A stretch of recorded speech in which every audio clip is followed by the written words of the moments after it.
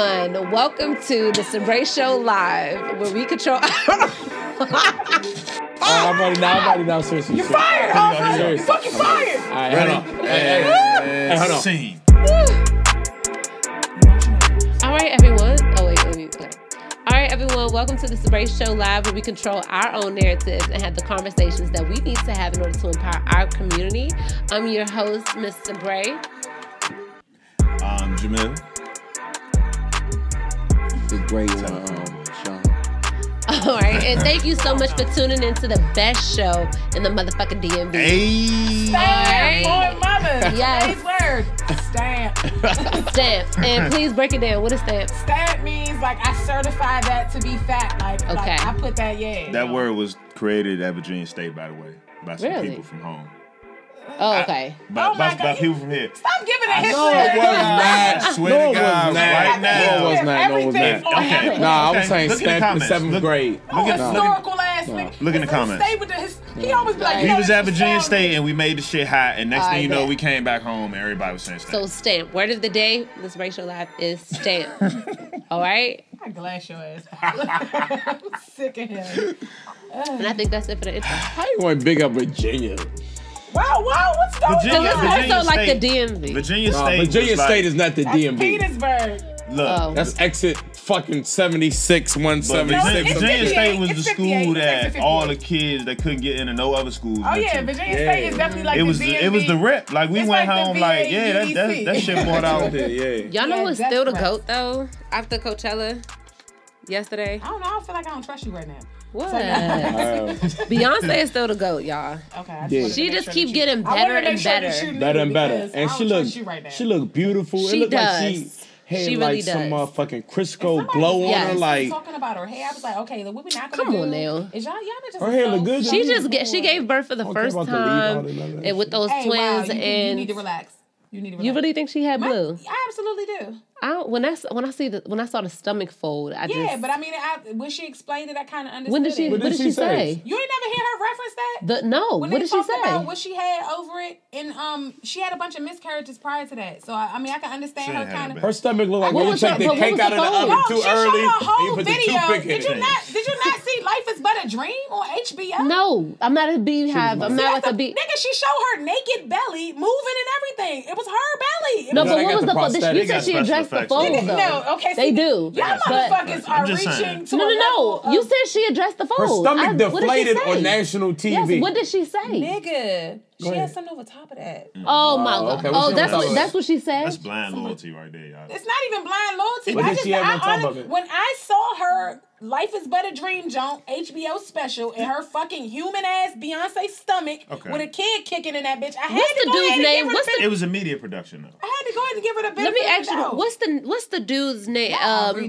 He's a Jewish actor and he was in a movie with the girl who just had a baby that we're having a baby.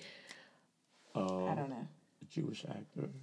With the curly hair and the fat one. Seth Rogen? Seth Rogen. He was in the movie and he said knocked up. That girl. That movie didn't just come out, but go ahead. I didn't say. They never showed movement in her stomach. They showed that anybody can the process, but it was movement. Dog Blue was in there doing the fucking bankhead bounce. But you said she addressed the fold, right? I feel like she did. I'm not. Oh no! Because I was literally trying to get a quote. Seriously, I don't know, y'all. I wasn't prepared for this. I gotta look. Relax. I gotta look it back up because I dead ass. I on God, seriously. I feel like I read something about it, but that was like 2012. Well, okay. Until we know that. I ain't mad at her. She doesn't take away from who she is. She had a baby, but I feel like she's still an amazing woman. Can you prove that she did or didn't have a baby? We can't prove that she did. Then stop running with the rumors then. So why? I'm not gonna. Okay, so allegedly she had. This is her second time. Because I don't believe that she had. I don't believe she had that. Wilding, and that was early. And I feel like she was just trying to. Okay, so she was showing more than she was trying to. That's like that picture with Nicki Minaj when her ass was all leaning out on one side. Right. They'd be like, oh, Nicki ain't got a fake ass. You'd be like, so what that picture? They'd be like, Who said Nicki don't? Okay, the pose she was in. No, I'm saying it would have been. All right, let's stay on topic, y'all. Beyonce killed Coachella. She had the Nefertiti images. She had the HBCU representation. She really, really did that shit. The choreography was on point. The Negro National Anthem. You know what I'm saying? Yeah, it was just statement. Even though I don't really fuck with that, the Negro National Anthem, but I get where she was going with it. I respect what she did on that platform, but I don't agree with the lift every voice and sing. Right. It's too docile. She a goat. She really is the greatest, one of the greatest entertainers of all time. Some people, even through success, some people don't evolve mentally to a certain place until later. So what we may be witnessing is kind of like her evolution as a person. So at one point, you know, you will hold on. You just come into Black Studies, you hold on to the Negro National Anthem, whatever you could give, but then you may research a little bit further and figure out, oh, that ain't really what I'm. You know what I'm saying? So, but I think that the effort that she put on display. What I realized, some people protest in certain ways, you know what I'm saying? Yeah. Everybody doesn't protest like, you know, and I feel like she put on like just amazing display of like Black She's an culture. all-out performer. And let me ask y'all this too, and I'm not saying that she is, but I just want to ask y'all, because being pro-Black is now trendy, do you, and you know Beyonce's always up on the trends, right? Do you think that she's really coming to this realization, you know what I'm saying, of Black empowerment and Black representation? Or because it's so much in style, do you think that's influencing it? I think it's genuine. I think it's genuine. I hope it is. Because you hear it in Hove album too. So you can tell that they're progressing a certain way together. Yeah. And that's what relationship. And they move as a unit. And they moving as a unit. They even with all the stuff, I can see how Jay-Z has an influence on her, and I see how she has an impact on him, and that's how it's supposed to be. They're supposed to teach each other. Like, because like, it's a partnership, just like a business. I mean, they are business partners. It's a marriage, you know what I'm saying? But like, I just see like the unison. That shit love. Yeah. Right. Okay. I love it. That's a good point. I agree with that. I hope it is genuine, but I think it is. But she really did that shit. Like, I only seen the clips. I didn't see the whole full performance. And then she brought out Destiny's Child. Leave Michelle the fuck at home. You was just rude. What? It's hella rude, Mo. What? She's so whack. We could do Mo. She's so whack. I mean, she's not whack when the three of them are together. Her bank account She's ain't whack. separately whack. She's extremely stiff. Well, her sex 4x4. She like she sings gospel on the side. How sexy you feel like she about to be? Then why she out there then? Why she out there? Because she's a part of Destiny's Child. Why you can't just respect the Then gangster? don't bring that Jesus Christ shuffle out there at Coachella. We need the Michelle from back in the day. You wild. Preacher still goes see Lettucey when she at the Birchmere. So that means don't shuffle like you up there in the No. She got the Hunchback of Notre Dame. She just like it hurt. She just not that agile. Damn, everybody. Why don't you just look at Kelly and Beyonce then? That's what I did. But I still somebody out there likes Michelle. Don't nobody like Michelle. Michelle don't like Michelle. Michelle Obama don't like Michelle. You a wild ass joker. You know what? Now, I can't. You gonna give her Let's just be honest. I bet you any Michelles out there? Do y'all like Michelle? I know. Look, pull up Michelle on Twitter right now. Pull up Michelle. And she'll air your ass out because she leaned on y'all back. She leaned on y'all niggas when y'all had that hashtag poor Michelle shit going on Twitter. She was like, oh, poor Michelle. Oh, my accountant doesn't say that. Right, that's why you can still be rich and still be a fucking humbled your shit, Mo. So if somebody makes more money than you, she humbled your shit, Mo. Okay, she humbled my shit. Fuck her. Humbled your shit, Mo. I like Michelle. She is somebody like treating her like she the Meg Griffin of Destiny's Child. Y'all rude. Everybody needs a representation. You know, there are like thin, awkward girls that, you know, may not be that, have that much swag that identifies with her. You need that representation. She look like Floyd Mayweather with No, I'm not. You just jumped her. There's thin, awkward girls that don't got no swag. My bad, Michelle. She look like Floyd Mayweather with a wig. We need this. She need to be an inspiration. She should have got some goddamn rhythm by now. And then it would have been an inspiration to the thing. She's doing way better than what I could do. And then they shut the group down. What the fuck? That's not her fault. She should have been in the gym. You see how Kelly stepped her shit up? But you said she had the God in her. She don't got no God in her. She should have been in the gym. She should have been in the gym getting her Kelly shit ain't together. fall. Where she at right now? Where Kelly at right now? Kelly getting that bag. Where she at right now? Where she at right now? Oh, She was just on stage last night. Where Looking she like at a right whole. now? Hold on, you just said, hold on. Hershey bar. Look at her account. She got more money than Michelle. But I want to know where she at right now. That wasn't the question. She's still at Coachella. She's still at Coachella. Smoking weed. Where she at right now? Who? Snorting bumps. Who you talking about? I don't know. She fucking paid. Who you talking about? That been limited last for about 10 years now. Who's she married to? She may be happy. She probably happy not doing music, but she just stepped on that stage and fucked it up last night. Yeah, but now what? Now she's gonna go back to her life where she already paid. Name your top 3 favorite Kelly songs right now. Motivation. Don't wait. Dilemma. Don't wait right now. It is one more that I can't. can't. Kelly song. That's a Nelly song. Motivation was top 3. Motivation was fire. It was another down low. Dip it. I mean, not dip it down low. Kisses down low. You're out. I was gonna say that's another Christina Milian. Dip it low. I like that song when she had it. Who was on that joint with her? I can't name one Kelly song. Kelly got on that goddamn stage and fucked it up like name her album. I don't have to name her album. Motivation. I bet you Kelly could bag me. Yeah, Kelly could bag me right now. Yeah. Let me see Kelly in the street. Yeah, because if Michelle wanted to talk to me, I would want to deny. That's fine. Your eyes ain't gonna get you that way. Hold on, wait. If Michelle DM'd you, you would not DM her back. No. You a motherfucking liar. Where Kelly and Beyonce at? hey, Hoffa, what you doing? Hold on, is Kelly and Beyonce with you? Kelly and Beyonce there? No, I'm at Bible study. Hit me. It's a special place in hell. It is a special place in hell for you. I want. It is a 2-bedroom. Say it. I had a book on my. No. It's a special place in hell for you, and it's a 2-bedroom, so you can go too. Okay. Okay, and Michelle non-dancing ass gonna be down there too. Man, fuck that. As long as she got the pipes, nigga, you ain't dancing on no album. The fuck, she about to Tootsie Roll on a CD, nigga? Enough of the Michelle slander. Okay. That's slander. Oh, no. Wow. Damn. My lips was chapped. Oh, okay. I look like a Tyrone Bigham. Wow.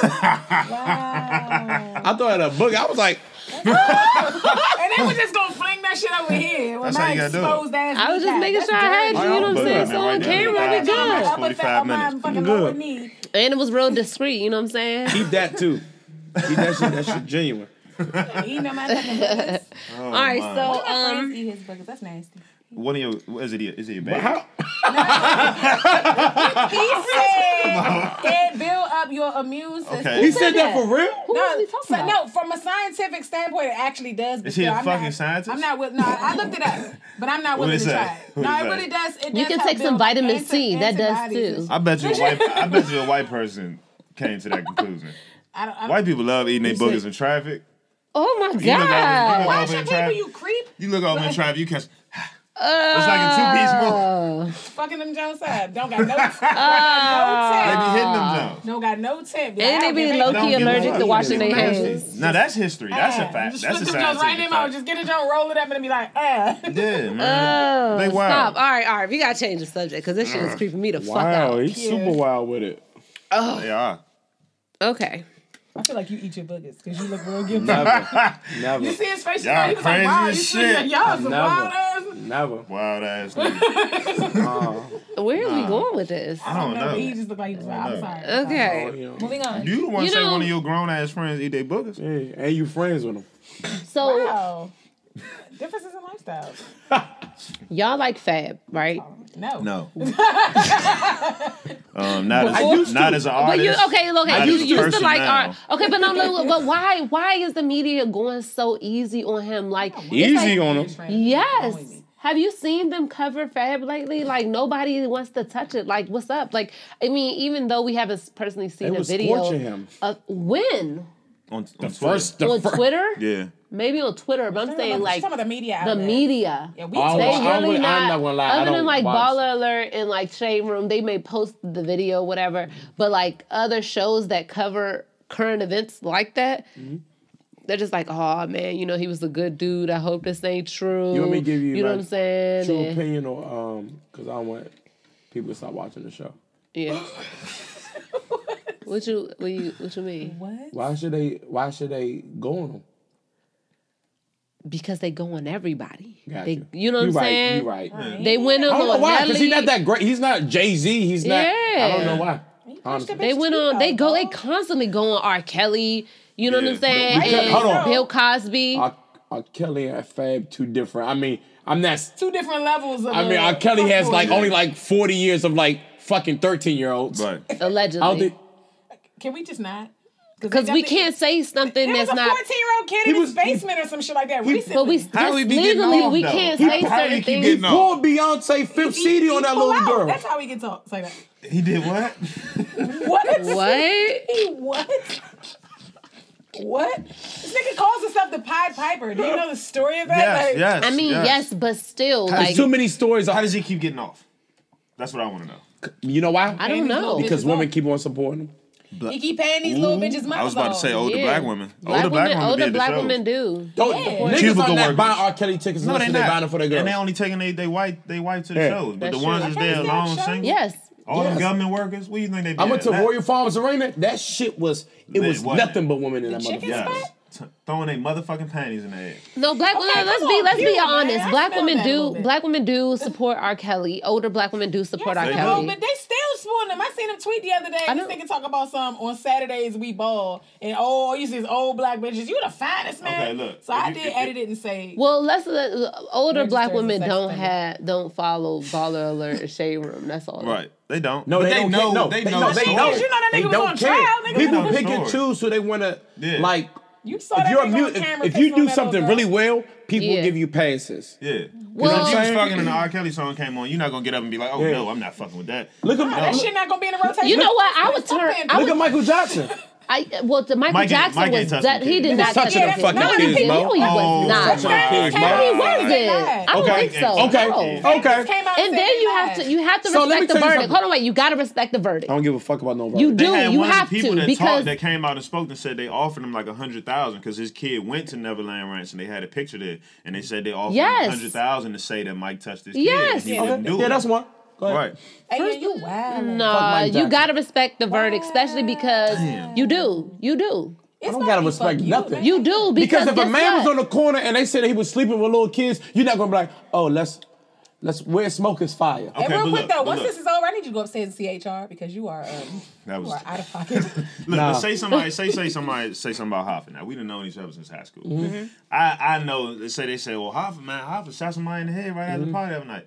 Be like, nah, not Hoffa. You know what I'm saying? But the story may get out, and some people be like, hey, that nigga probably did do it. Low down motherfucker. Right. I seen him on the Sabrae show live. He was wild. Right. But in the circles that you carry, your confidence will be based in the fact that the people you really know that you ain't do it. Yeah. So it was gonna go around the story because all you literally have to do is get somebody on some kind of media. All it takes is one person to leak some shit like that, and it's gonna get. And people love to peddle that type of shit around without validating it at all. Like, and if you know it ain't happening, you ain't gonna give a fuck as long as your friends believe. So Mike was probably like, man. So why was Mike having little kids sleep at his house? He a grown ass man. Because he never had a normal child. I think he definitely. Football, he had arrested we would have development. sleepovers before the playoffs. We would all go to one coach's house and we would stay up with the kids, play video games, get order pieces, the whole nine. He had arrested development, dog. Coach. But that doesn't mean he had arrested development, dog. Joe Jackson beat the childhood out of him, so it's like he never had one. And he had a whole amusement park back there. Yeah, because he's never had a childhood. No, keep going. Thank you. No, you know how many child superstars never had a childhood? But the rest of them wasn't. And all of them be fucked up in some type of way. Gotcha, cool. Yeah, that be the ones. None of them was Come on, Michael all Jackson, these different strokes, motherfuckers ODing and shit. Like, little kids. No, that's why those same so. child stars never had a childhood. They be the ones ODing on drugs. They be the ones that never get work. They peak. Where the kids at? Because remember, all this happened while they was kids, so all these lawsuits went through their parents. You know what blows me? Because people would say, oh, the parents was cashing out with the money.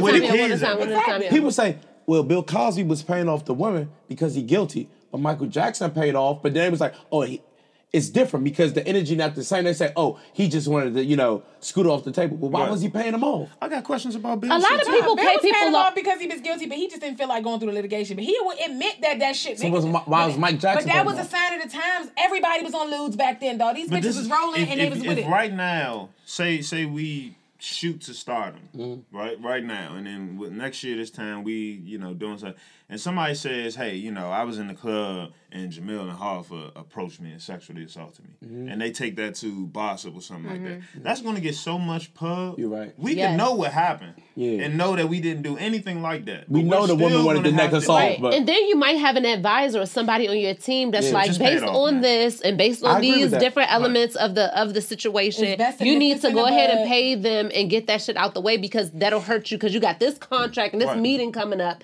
You just never know what the situation is behind the scenes. And it's like bullying. It makes you a target. Little children spending. But it's like bullying, though. It makes but that's you a target, though. You had a childhood. You don't have those issues that Michael Jackson. Because he didn't have a childhood, that means. You don't. It affects. How does that? Hold on. So what's the correlation about not having a childhood? You haven't grown up. Development, dog. I only know the show. What the fuck is that? I only know the show. Bottom line is his lack of a childhood, the shit that he went through, it put him in a state to where it's like he still wants to have that. So he does things that kind of relive that. Like he has an amusement park in his backyard. He never had those kind of things growing up because he got forced into an adult situation of working. So it's like this is what he does to kind of make up for that. So he surrounds himself with kids. It gives him that kind of joy. He's basically giving himself the childhood that he never had. Let me tell you this. Everybody doesn't go through it doesn't mean that he can. So when people are committing criminal acts when they didn't have fathers or they were molested, this and that, why don't we get those same type of passes when they commit like criminal acts? People don't say, "Oh, they didn't have a father." This and that. Because first of all, that's not a criminal act to have children at your house. Is it appropriate? No. But if you're not raping them, molesting them, or touching them inappropriate, that's not illegal to have kids at your house. Right. But it is illegal to actually do something to them. Right. So it's not I wouldn't want my kids over there just because it doesn't of how it looks. It just doesn't look good. Right. It could because it is inappropriate, but that doesn't make it illegal. So if I was having kids over my house, 10, 15 kids, I had an amusement park, you would think that was cool? I would think that's inappropriate. I'm like, what's wrong with you? But it's not illegal. It's not illegal. That type of but that's the lifestyle thing. with just kids because it's not illegal, don't mean it's. But nobody's saying that it's not weird or that it's inappropriate. That it's not inappropriate. So say you had a celebrity. Say you had a football player. Just remain nameless. Some kind of football player, and he had this huge property on all these acres, and he wanted to do something to reach back to the community. So he would have once a year. He would set his staff up, set up some rooms on his property, and he would have 15, 20 select kids after, talking to their parents, over to his house for a full week, all expenses paid, butlers got you, chef got you, the whole nine. Right, what's the difference? I don't trust niggas. What's the difference between Michael Jackson's hotel? That doesn't make him a criminal. Yeah. But what's the difference between his house and a hotel? How long we known each other? Long time. I'm an NBA player, right? Listen, I am. And I'm just using this because I have to. I'm having something. Hey, send your daughter over. No. That's not a fair comparison. So now we go. Because it's about if a kid's coming to my house or if I have a compound. Because we don't know how the setup was. Because what's the difference between his house and his hotel? What's the difference? I mean, kind of, yeah, because you have accommodations to accommodate that level of group of children to where it's them motherfuckers there and they ain't in the way of nothing. They have football camps all the time out of state. They send the high school kids out to the and things. This is the thing. Things may happen. Right, them coaches could be molested. And that's the thing is, Penn State, it happens. It happens. Right, but just because it does happen, I mean it's all inclusive. So I feel like at the end of the day, just because every single just because every single person who's ever been in a situation like him didn't do the same thing doesn't mean it's not possible. No, I agree. It's not all encompassing. Seriously, I'm not gonna lie, I agree with all y'all. Fuck Mike Jack. So go ahead. Wow. It's all about things because it's like back to the Emily and Fab B, right? Sabrae? Yeah. If my daughter said a nigga knocked her 2 front teeth out, I don't need to hear no fucking story. I don't need to see no evidence. I'm at this nigga neck. Okay. He did it because my daughter said he did it. Okay. But if somebody said my son did it, well, guess what? I'm riding with my son until you can prove it to me. I'm not saying like he's definitely going to be reprimanded. I'm going to say, nigga, what the fuck shit? But until I have proof, I'm not going against my son. So I guess it's all about what shoes y'all standing on at that time. Yeah. But there was never no proof in any of those Michael Jackson cases. No.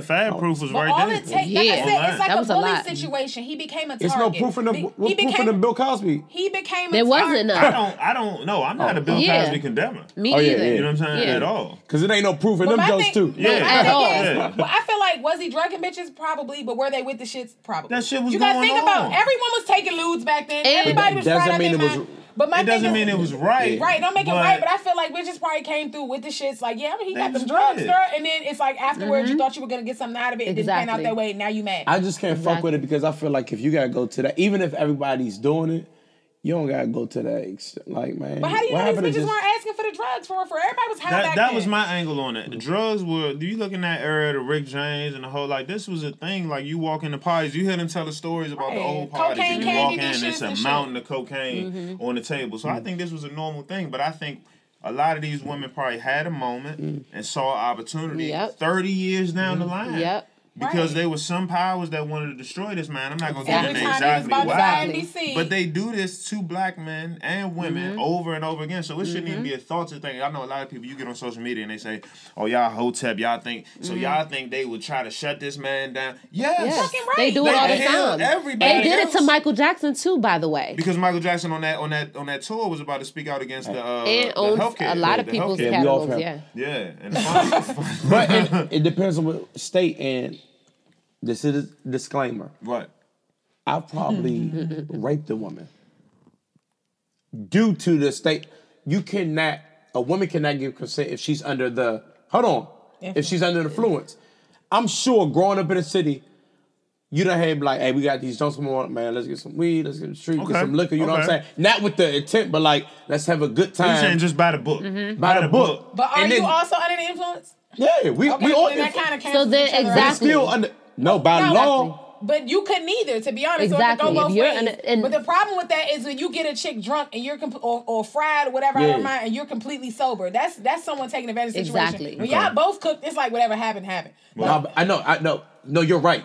But by law, even if you got to be like, I couldn't consent either. I was also fried. But we have to say, like, seriously, crimes against men are not taken seriously. It's really not. And that's a double standard a lot of times. All it takes is you paying off one person just to avoid the drama, and you become a target. Because out of nowhere, bitches will fall out the sky. Bitches who've never even met you. Like, man, I'm about to say this. Because this bitch got a check. Every black man, I mean, you could look at Kobe, you could look at, it's always some drama tied into a woman said this or a woman said that. And I'm not saying, like, you know, women just be on some nut shit. I'm just saying, like they kind of sometimes because of the way the laws are set up, we're very vulnerable in certain situations. Situations with kids, with crimes, with, you know what I'm saying? Black men are probably the most vulnerable group of people when it comes to the criminal justice system. You know what I'm saying?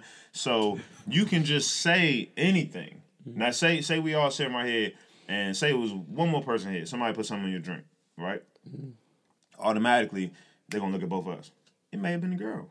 Well, you know what I'm saying? But off the break. Somebody want to eat you back, you know? But say you said one of y'all super wild with it.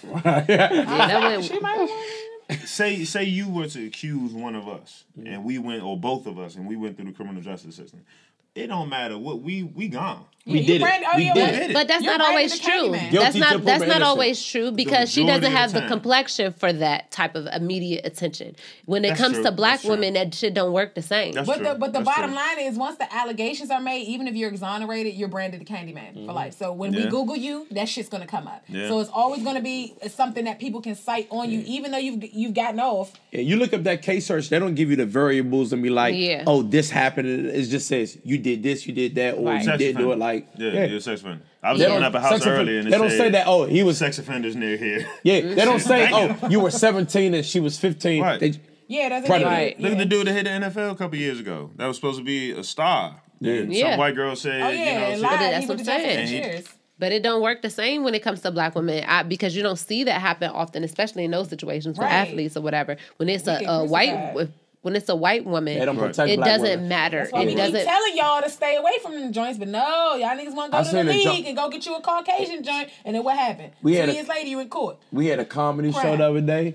I seen like a little Tristan Thompson joint in the corner trying to get niggas. You know what I'm saying? I was like, y'all stay away from her. Stay away. Stay away. It's at this point you got to be. Because really, milk ain't good for you after the age of 2 anyway.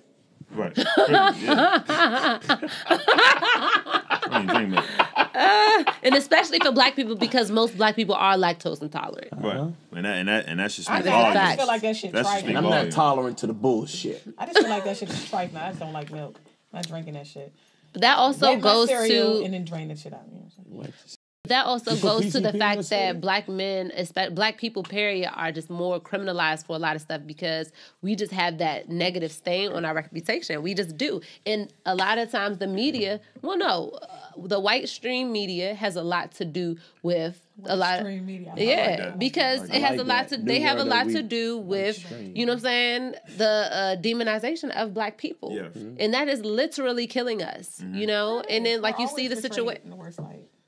You see the situation too on what is it, Fox News DC. One of this young man, he applied to 20 colleges. Yeah, and he got accepted to all of them. Yeah. And in DC, in the DMV where we are, our news anchors was a white lady and a black lady. Let me make sure I put their names out there. Mm-hmm. And they've been on for a while because I don't even really watch Fox 5 News anymore. But when I did in a different work schedule, I think they were on there. Yeah. So they've been on there for a while.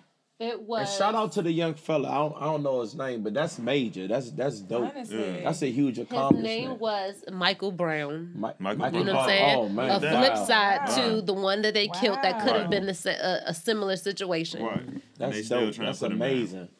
And I got accepted to 1.5 college. Okay. How you get into what? What it was? I got What was it. the half? UDC. And, What was the half? Wow. They let you. fuck Australia. up. They got you on the half in I'm Australia. trying to figure out which one he's considering to have. He asked. I only got accepted to one college. Don't do UDC like that. I went to UDC for a little bit. Hey, I'm not knocking it. You know what I'm saying? They just let it in.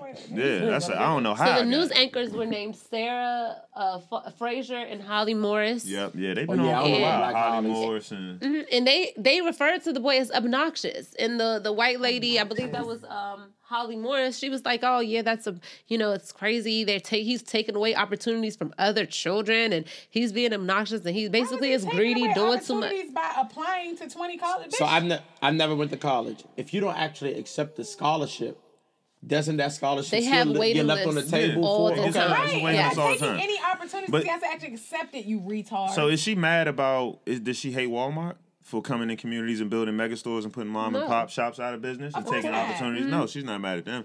Is she mad at all the other major corporations that continue to buy up property and land and all these other things? How is he obnoxious for wanting to have options for his future? If a white kid did that, y'all be sucking dick, so stop it. They just put the little Yodel kid on the plane to Coachella. And, Right, and, exactly. And gave him a His scholarship. and annoying performed. ass. Exactly. Yeah, scholarship. He had $15,000. And he out here yodeling a song about a hoe. It wasn't a church song. No, you hear him? He said she do me, she do you, she got the kind of loving. That shit is a cold, cranky ass song. I never really heard this song. I thought it was he was No, like. he said she called me sweet daddy. That nigga I thought it was song. a God song. Yeah, I thought he was a 7-day Adventist. Talking about a whole hoe. Got this little 9-year-old boy singing about that. But he gets the pub though. Right, While but his annoying ass, his off rhythm Yeah. ass. I wish he would be on my plane. His ass is going out the hatch. He gonna have to shut the fuck up. Right, Yeah. shut your ass up. I'm not gonna lie. I'm trying to get with him and his entourage so I can get on He stage. done You called hear me? these sweet hands. I'm gonna beat the shit out of him. Shut your ass up. Hit that one more time, y'all. But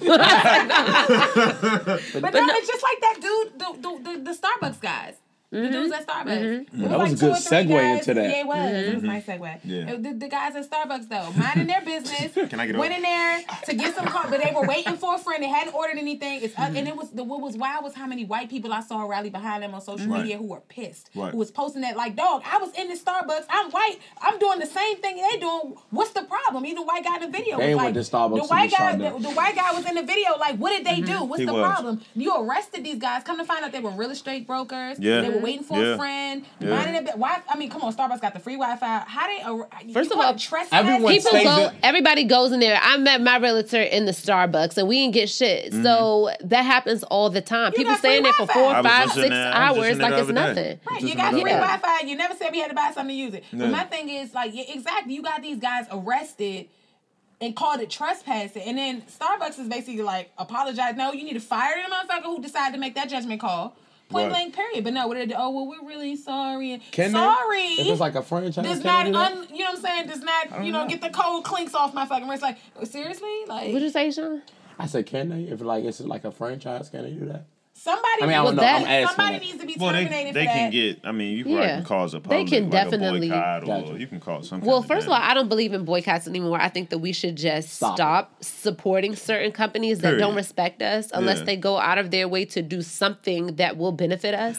But definitely boycotting it is just temporary. I feel like in that situation, that was a judgment call from an individual. Like, I don't feel like Starbucks put in a handbook like, hey, lock these niggas up if they sit in here too long. Because I've gone to Starbucks plenty of times, sat my ass down, chill. We've had union meetings at Starbucks. Nobody Yeah. has said a word to us. So I feel like that But was we are in a different. We're in a highly black populated area. Yes. So I mean, no, well, where not were where, they? not where, They was not in where, Philly, though. They were in Right, Philly, not but where it I was was a, in it had Philly. to be But a white honestly, area but though. not where I was at, where I be at Starbucks at. I mean, man. Oh, 'cause you're in had Long to be County. it had to be a white area like though. from work, like from my job. I work in Silver Spring.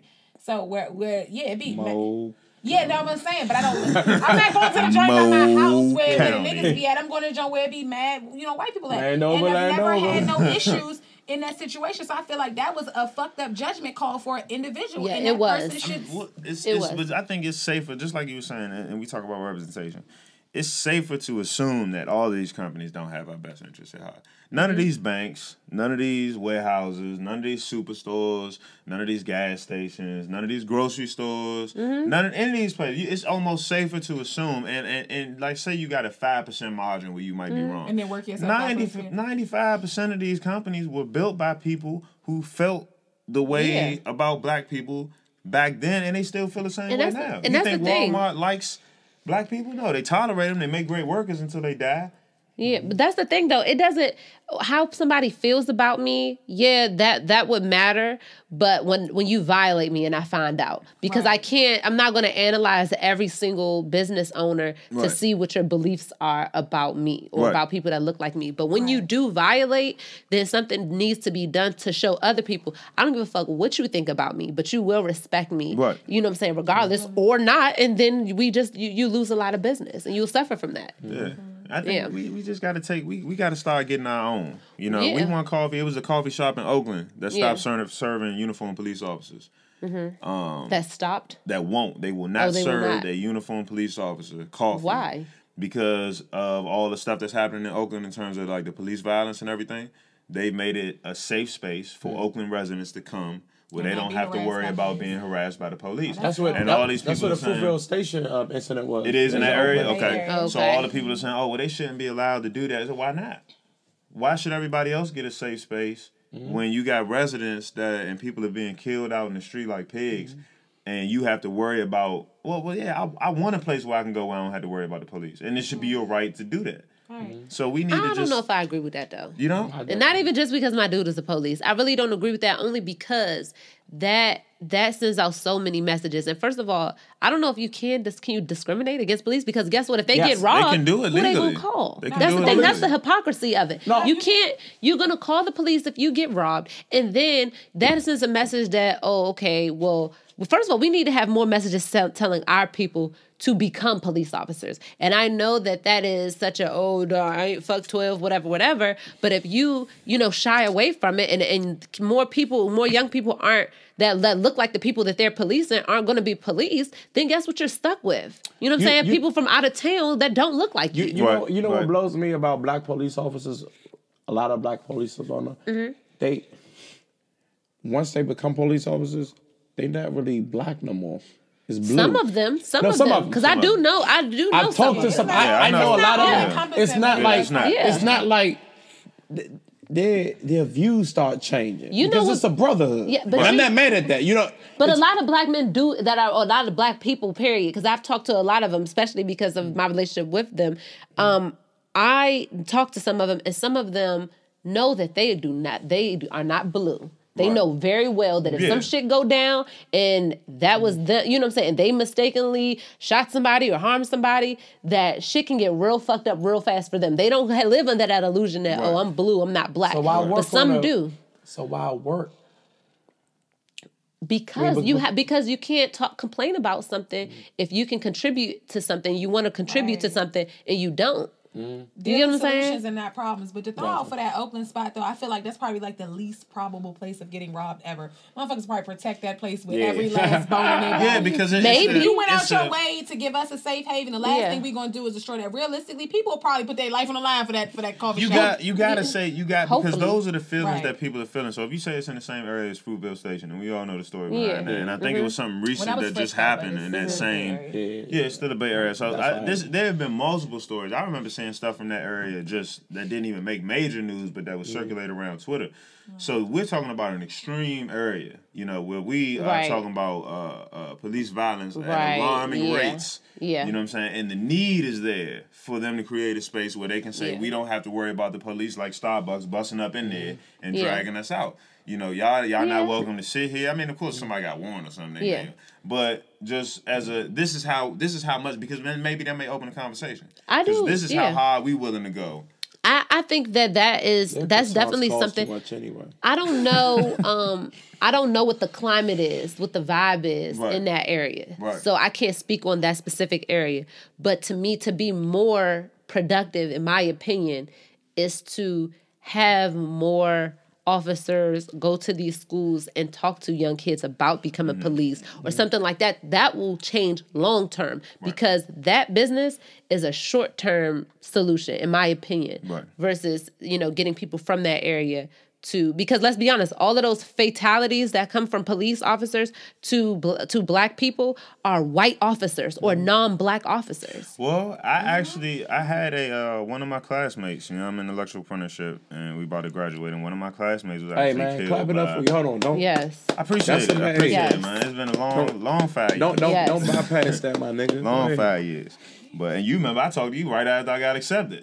Trust me. I tried to get in there. Yeah. I didn't pass the test. You want to be an electrician? You tell him you say, sis, I got into cool. No, go ahead. No, but go ahead. One of my classmates is supposed to graduate with me. Black brother about same my age was killed by DC police. 2 black DC police officers. One of them fired the shot. It was on Fox 5 News. He was not in the right, and I'm not one of those persons who's going to be like, oh, they killed my man, he's always wrong. He did have a knife in his hand. It was a domestic incident. But me knowing this dude, having been in school with this dude, on the regular, we sat next to each other in class. You know what I'm saying? This is somebody that I talked to. He would bounce ideas off me. He wanted to start his own business, the whole 9. But I also knew about the situation with his kid's mom and the girlfriend and the whole 9. So I know he was going through some things. He wasn't in his right mind. But he did not lunge. He didn't. He simply had a knife in his hand, and 2 police officers had guns. How do you not defuse that situation? Let me just, if I may intervene, coming from that perspective and being trained in that sort of perspective, to where I carry a firearm at work, and the situation with knives is you have to treat knives like you treat any other deadly weapon, because the gap between you and an individual with a knife can close like that. And I've literally watched videos of armed officers with guns and seen them get stabbed the fuck up by somebody with a knife. Granted, you're not lunging, you don't have to. It's in your hand. You can close that gap in seconds. But there was a a good amount of space. I'm talking about police on one side of the door, him on the other side of the door. But was it a situation where they were saying put it down and he didn't, or like what? They knew he had a knife, okay? He was in the house by himself. They asked him to put it down. He didn't. He pushed the girl towards the door, not in a violent manner, but kind of, just moved her towards the door, took back out and closed the door. So he was in there with the knife. The police officer opened the door, and as soon as he caught vision of him, he fired.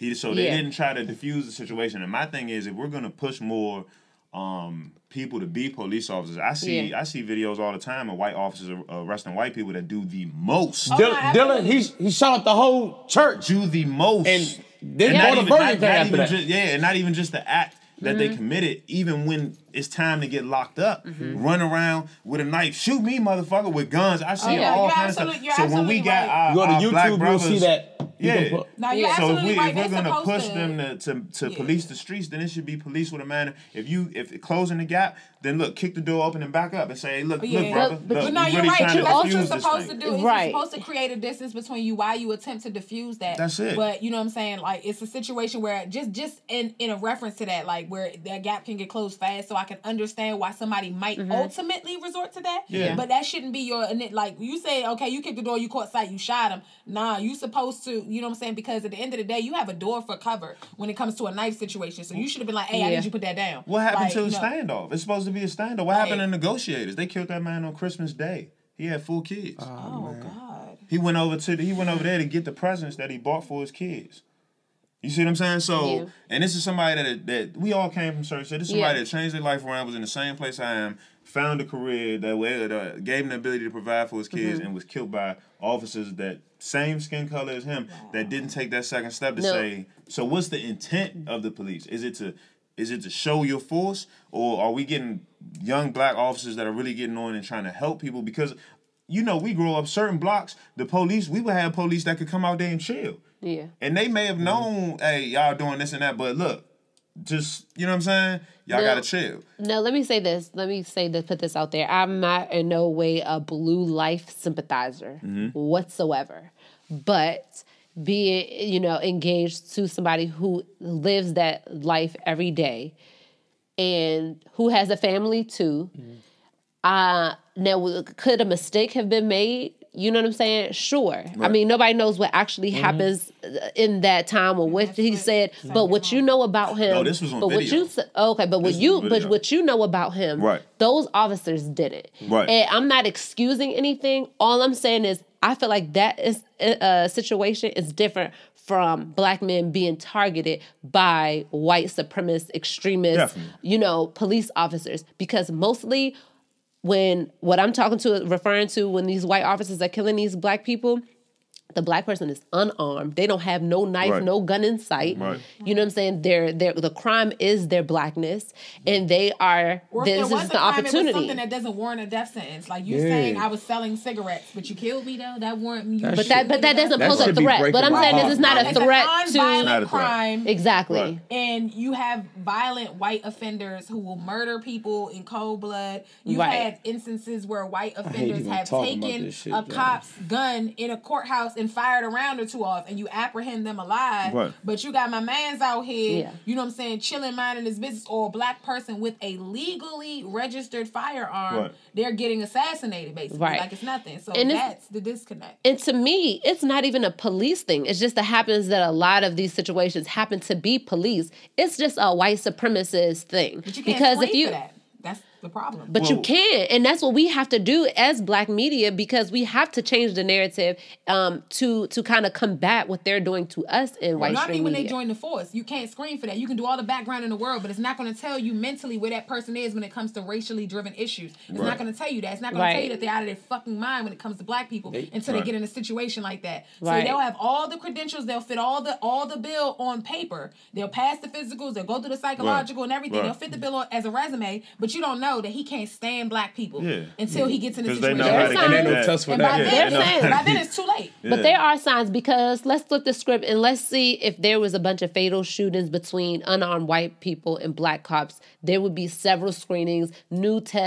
questions on the polygram exam or whatever. There would be a lot of steps to take. And I think that if you do the correct background search, a lot of these officers that got caught shooting an unarmed black person, they had old racist Facebook posts and swastikas in the background and they bio, that's okay shit like that. That's okay for them. Yeah, that's okay for them. And that's why we need more of us, especially policing in our area. You know, the police force was originally established as slave hunting force. Of course, that's what they come from. So this is what these people they didn't establish the United States police force with the intention of serving and protecting. No. It was established to catch niggas. Right. Yes, it started from that, and now Thank you for asking. I got a word. Yes. I didn't know that. Yeah. And now it's to protect the money. Them. Yeah. It's them to and the protect money. white people and the money. Yeah. That's what it's for now. Always been designed against us though from day one. Because so we look for it to. The problem with us is that we're really looking for it to protect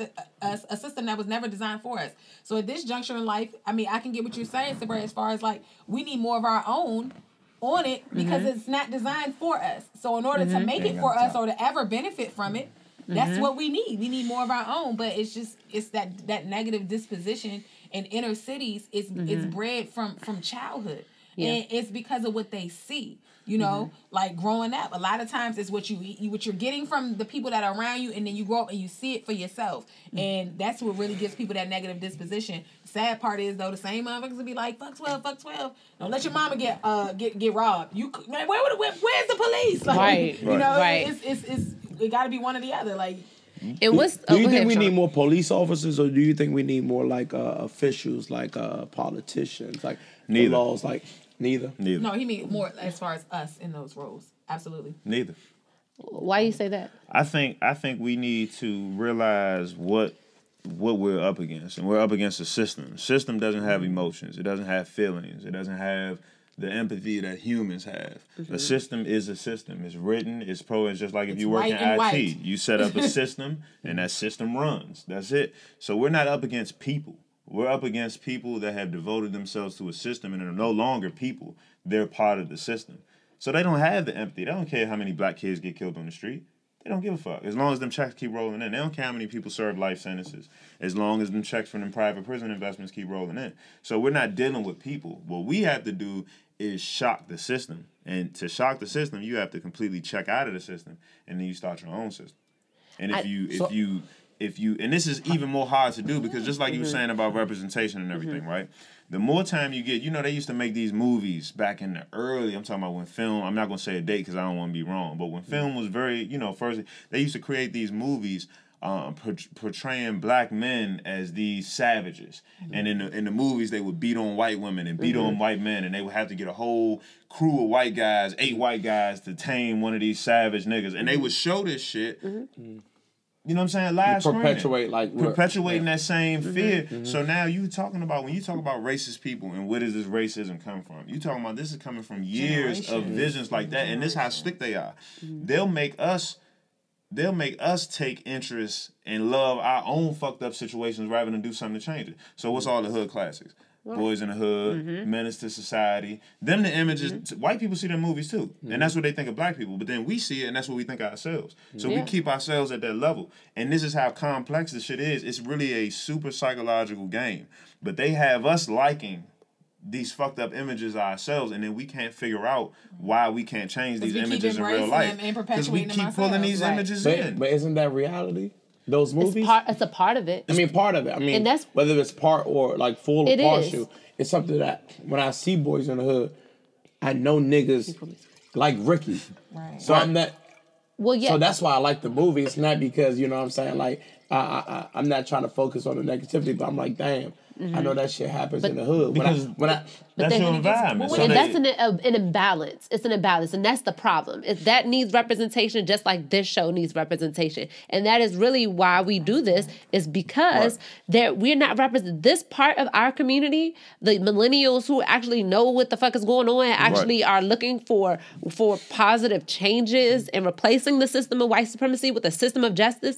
There are a lot of us out here, but we are very underrepresented. But so it's movie, only Love and Hip Hop. Trey went to Morehouse. But you know what they... Brady with the Spellman. Serious, the smartest shit. He was hip. Those are those little things that they mix in. So when they come they throw us to make us, to appease us, basically, while the other images are bullshit. Because you got to think about it like this. As much as that's a hood reality, you got to think about the dudes who grew up in fucking Lake Arbor, and the niggas that grew up in Woodmore and Ardmore and all the other stuff like that or whatever, who had a great childhood, but they see shit like that glorified, and now they want that life. They want that street cred. But that's what it is. But that's what media does. That's how you end up with niggas like that going to jail for triple life sentences for killing people, because they trying to portray that, because that's what's glorified, and they feel like, oh, I'm not getting the respect because I'm not that in the streets. When realistically, you want to make it out of that situation. You don't want to go into it. So we shouldn't make movies like that? No. Yes, there should be more of more of a balance. I think we got enough. I think we got enough hood black classics. I think it's time, and the thing about it is, it takes that, because if you could say, okay, you know what, how many, we looking at Pac right now, how many Pacs we done had, how many gangster rappers we done had. I'm tired of hearing that gangster shit. I want to hear somebody who's talking about... We got a lot of those rappers, and they're not respecting the people, don't listen to them. Like, I hate when people say they're not lyricists, because you're into music, I'm into music. It's a lot of lyricists out here. You have rap... You hear a trans rapper, people are like, oh, he's whack, he's bullshit, he's born. People say he's born, this and that. Listen to mumble rap. Because the music is out here. They want to listen, the trap shit gets pushed, the mumble rap gets pushed. It gets that financial backing, which gets more. That stuff gets pushed too, but people don't acknowledge it. It doesn't get pushed to the level. But the labels do still control. Bullshit does, because that's what they want is they want J. Cole, that Forest Hill Drive, it went platinum with no features. Right, but what I'm saying is the labels are pushing the little Uzis and the little pumps and all these other bands, because they want us in that state of stupor where it's like they're not gaining nothing from the music. They're gonna stay in the same dumbass position. That's what they want. They don't want us enlightened by somebody with something. So should the rappers be held responsible? Yes. No. Yes, I think so. Not fully. Responsible to how much? For how much? Responsible. They the one who make the content. Because that's the thing. We all have responsibility, I believe, to grow. Yes. And now, so you made a choice. A lot of these rappers made a choice. They're not dumb. They made a choice to say, fuck this. I'm a do this because I'm trying to get paid. We all know what the music industry is. Jay-Z is a huge capitalist. Because he talk about the same thing these niggas talk about. He just dressed it up a different way. Let me tell you why I respect Jay-Z. Because regardless of what decisions that man made, I can see growth in his music. Absolutely. He's not still Reasonable Doubt Jay-Z. He's not still this. So he may reference a little coke bar one time in the song. But it's not 30 times like it was when he was fresh out the streets. Right. Think about Family Feud when he said he was like black. He was like fuck rap, crack cocaine. Nah, we did that. Black owned thing. That's how Fab, because Fab never graduated. He's rapping the same way. It's been the same bullshit punchline. And he's 44. Like, come on, man. But at what point do we? But at what point do we blame the puppet master? You know what I'm saying? Always blame the puppet master. So we can't quite blame the rappers until we address. We can blame them. They have some responsibility. Right. But before we even get to them, we have to go at the people who's giving them the money. But don't you always... Every man is responsible for his own actions. Yes. Labels make the money off the rappers. The label is the machine. Yeah, right. But they are also owned by Jewish people who want to control a certain narrative and to perpetuate a certain thing, because a lot of these labels are also tied in with these private owned prisons. Yeah. So it's not just about making money. It's about, in the music industry, it's about making money all across the board. Yeah. So while they're making money off of the trash ass music, they're making money off of perpetuating those ideas that puts niggas in jail and all the way across the board. Well, it's because it's a well-designed system. I'm talking about from birth, giving women, especially black women in impoverished neighborhoods, having less access and being malnourished during pregnancies, and the mental effects that has on babies. And then when you had the babies, now the babies are seeing people shot, robbed, stabbed, police, all these different visions. So it's that school to prison pipeline. Now you get them in school, and you got these lily white teachers that can't teach them nothing, and they starting to act out because once you hit 7.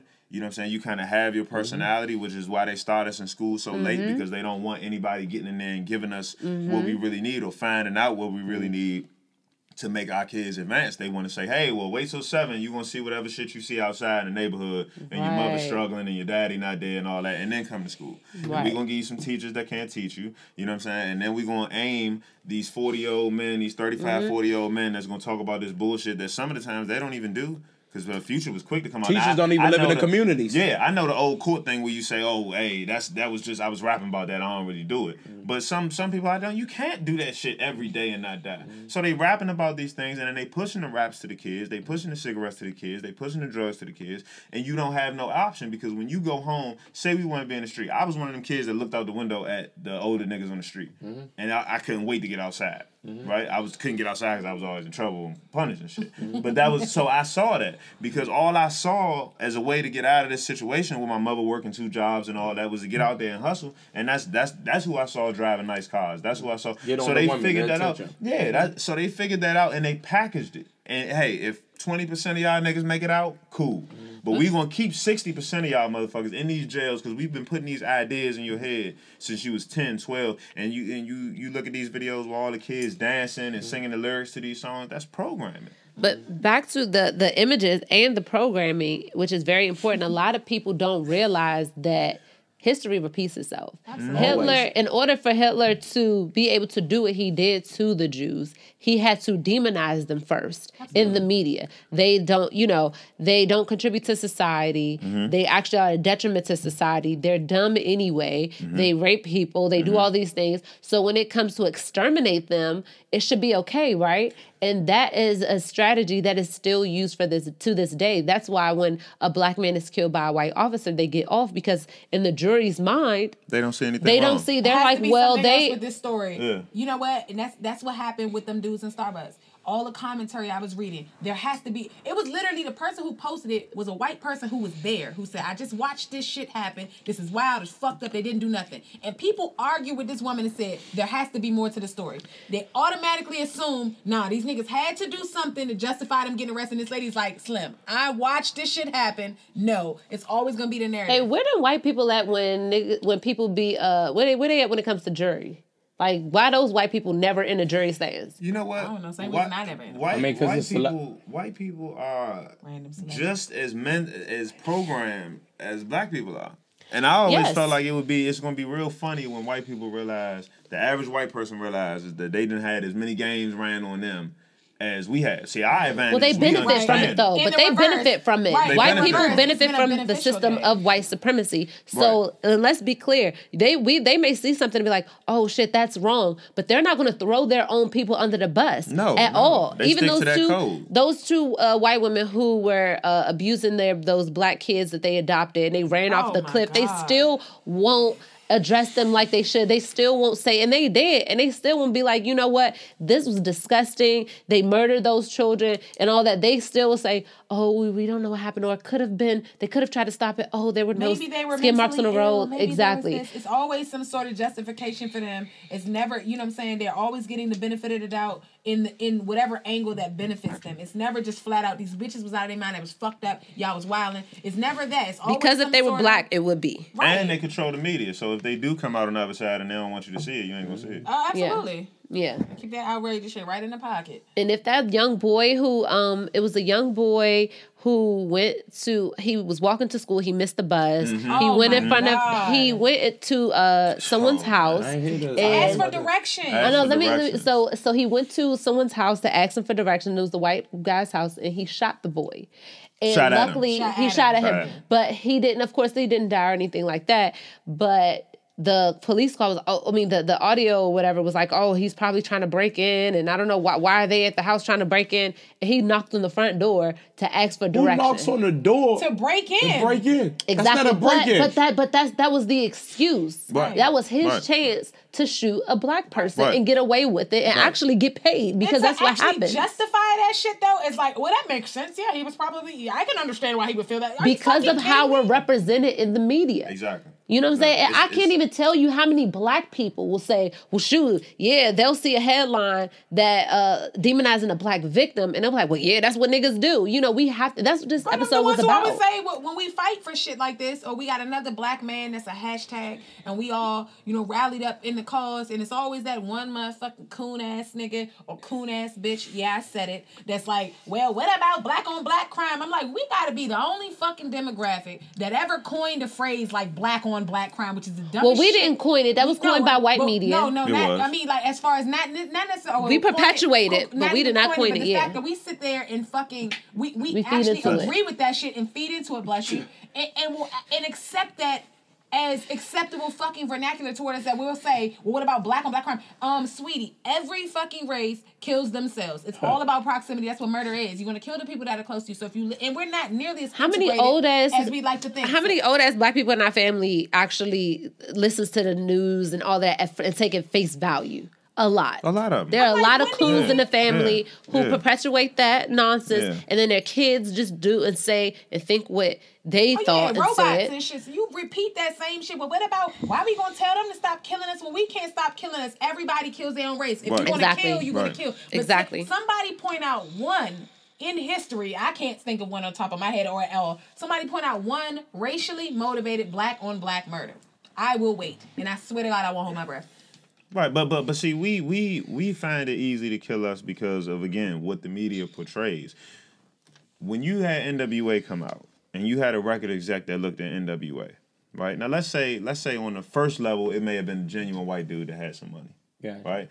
On the next level, it's the label heads. Mm-hmm. So now you climbing the scale of money now. So the closer you get to the top of the ladder, the less human you get. Oh, absolutely. You see what I'm saying? So at the top of that ladder, so when that person goes up for funding and says, and then the white guy who really loves music and is into black people and cares about social issues says, hey, I got this group named NWA. I think they're great. The person all the way at the top of that ladder and says, you know what?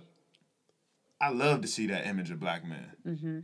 Because they're going to buy into that because that's all their circumstances. Mm-hmm. So they're buying into NWA for two totally different reasons. Yep. NWA may be ignorant to the fact of what they're saying. They just looking for a way out. They just need a way out. They just need a way out. They fucked up. Somebody at the top of that rope on whatever you look into, somebody knows. They know the secrets. They know the psychology behind it. They know everything. Right. And they're making very calculated decisions to hold us back. Yes, so it's called systematic racism, and it's of course it's either white people or non-white people, but because black people are the most melanated people, we get it the worst. You know what I'm saying? Did you know that in the slave trade it wasn't only Europeans that were a part of slave? I mean, I know you probably know, but Arabs, Asians, so, Native Americans, right? So what we have to realize as black people is it's white people for white people, and then it's black people, and it's Asians for Asians. It's everybody against us. Mm-hmm. Hell yeah. When you look in our communities, who's there? The same people that was in Africa raiding for slaves. Yeah. The Arabs, is there with their corner stores. The Asians is there with their carryouts. And the white people allow it. You know what I'm saying? So this is something that's been going on in a very, very calculated way for thousands and thousands of years. And the little yodel kid, since we mentioned him earlier, why is the yodel kid at Coachella? You know why? Because Black Twitter took the yodel kid and made remixes, made beats over trap songs, made captions and memes, and they got this kid and his family paid. So why do we keep looking at the influence that we have? Why do we keep looking at the fact that we spend $1.3 trillion in America? And I think that's we have the same financial spending power as every country except for like 10 in the world. Yeah. How do we have these facts right in front of our face, but we're still allowing ourselves to be oppressed by every other race in the world? Because it's everybody. It's not just white people. It's white people. It's Arabs. It's Asians. It's everybody. Do you think it's how do y'all feel about segregation? Do you think that could benefit us? It has in the past. Yes. My thing is everybody else look out for their own. Yes. But you go in these little Chinatowns and these little Latino heavily populated areas and these white areas, and they all look out for their own. Where do you think they got that from? We want to patronize everybody, but don't get me wrong. Because some of these black businesses could stand to step it up a little bit as far as, you know what I'm saying? Now, everybody could. You're absolutely right. But my thing is we'd rather suffer through a white business than suffer through a black one. Absolutely. And that's a part of that mentality right there is the fact that, okay, well, the black business don't be doing this and that and the third. And the white business did the same thing. But for some reason, we feel like they right. And we're willing to deal with them. But we can't deal with it and fight through it and push through and build up our own communities so that we can get better and not have to patronize them. Right. So it goes, it's us too. We have to take our own accountability. Maybe not us as individuals because we all kind of have our, but still as a people, we got to take our own accountability into what's happening to us. Because at this stage in the game, we should know the difference between lemonade and day old piss without having to drink the old fucking glass. Like, we know what's going on. We're choosing to stay in that situation. Right. We really have to step up, black businesses and support our own, first. It's okay to support others because we don't have a black grocery store or those things. We need to work on it. We need to work on our own version of Starbucks. You know what I'm saying? So we can have our own. So just in case somebody want to violate us, we got somewhere to go. Because a lot of times, if we say, we want to go 100% all black, we can't do that because we don't have like I said, the infrastructures, the grocery stores and stuff. Our wealth was stolen from us. And we still do have wealth, but it takes focus, to do that. And unfortunately, we can't bring everybody with us. Everybody's not ready for the movement. Everybody's not ready for the cause, and that's okay. Right. You know what I'm saying? Stay behind, and it is what it is. It's just unfortunate because we have to be willing to put the same money into our own communities as we put into these white communities. Yeah. Because we'll go on Starbucks and spend $6 on a Frappuccino and not bat a lash. But let you go into your local black, coffee spot. $5. I'm not paying it. You know what I'm saying? And that's all part of the programming. That's all part of the programming. And if we talking about generations and generations and generations, hundreds and hundreds of years of being told you ain't shit. Being told white is right. So then your grandmothers and your grandparents passed down a lot of these ways of thinking unconsciously. This is just what they were programmed. Down racism to you. Exactly. So this is a very, like I said, this is a very sophisticated and detailed machine that we are running up against. And then it builds you levels of comfort some places. It builds you, you know what I'm saying? So it's designed to ride you your whole life until you leave up out of here and hope you leave up out of here broke. If every major underwear organization that wasn't black stopped making men's boxers and underwear, right? Niggas would be freeballing. You know why? Ass out. Because what black person make underwear? I don't know. I'm sure they're out there, but I don't know. Toothpaste. I did run across one black toothpaste company online, and I'm sure it's more, but I ran across one. Yeah. But how many of the bare necessities do we take for granted because we waiting for Crest or Colgate? A lot. Or all of these. And these are things that we can do. Right. And everybody else does it. Right. And we really just have to, have that confidence and that self-esteem and that and once we love ourselves, we can love each other. Because if we think that we can't do it, we're going to be like, oh, that shit probably not comparable to, some white company. We say the fuck out of ourselves. We are our own biggest critics. And it's sad because it's like we got the scientists and the brain power and the black dollar is strong as fuck. They got it from us in the first place. But we have such a bare bones, and I ain't gonna put nobody out there, but I watch people in my family, outside of my family, stay in the same spot for 30, 40, 50 years. I mean, buy into that 30-year, I'm going to get a job, I'm going to work 30 years, that mindset. And I think the difference with our generation is we see the jig. Yep. We like, what? 30 more years? I've been working since I was 14. I got my first job at 14 under the table. You know what I'm saying? But I got to stay at this job for 5 years. So I'm not living. Yeah, so I worked 20 years already. I'd be 34 this year. I worked 20 years already. You tell me I got to work another 30 to retire? Right, for peanuts? That's 50 years. For a little 401k, and then you still struggling, you got downsized. They're going to keep dragging this out of us. So we need to take entrepreneurship serious, and we need to start affecting the system. And the only way the system understands is two ways: money and murder. And I'm not saying go out and start killing people. No, I'm not saying go out and start killing people. You gotta do what you gotta do. This all they respect. No, money, you have to defend yourself. Just defend yourself. And building our generational wealth. Right. The generational wealth that we got robbed the opportunity of building when all the white people was building their generational wealth when they started back in the 20s and 30s, back when the government was backing those housing loans redlining and ignoring and disqualifying us for those, and that's how they got those properties and wealth and shit that they passed down that we never had the opportunity to get, and that's where them ghettos and projects came from. Yes. So we have to take back our opportunity to do that for our posterity and keep moving forward because we were robbed. Yeah, they got there. And people think white people are so smart because they built their wealth, and really,